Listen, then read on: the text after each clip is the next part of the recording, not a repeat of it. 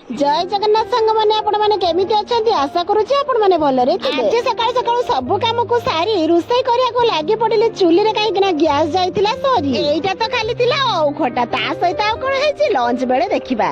तापरे स्वामी को सहित मन खुशी रे बाहरी गली मु स्कूल। आमे जेते भी गाड़ी चलाउना काहे कि हेले भलो लागे स्वामी को गाड़ी पछरे बसिबाकू। लंच रे खाइली भात कलरा भजा साग आ खटा तरकारी। संध्या बेले को देखिला बेले को जियो मोर एते जोर ततला कढा की हेबो ता सरी। तुरंत गली मु डॉक्टर को पाखकू मोर बड़ झियो को धरी। बड़ झियो को सिना डॉक्टर देखिबे हेले सानो झियोटा तो पूरा अझट। आमे तीन जण बाहरी पडिलारु आम सहित जीवा पई से पूरा कांदी की लटपट। जीवा बाटरे छोट छुआटी को देखि मो सानो झियो ताकू टिके करि देला गेलो कारण ए छुआटी पर आम घर पड़िसा घरर।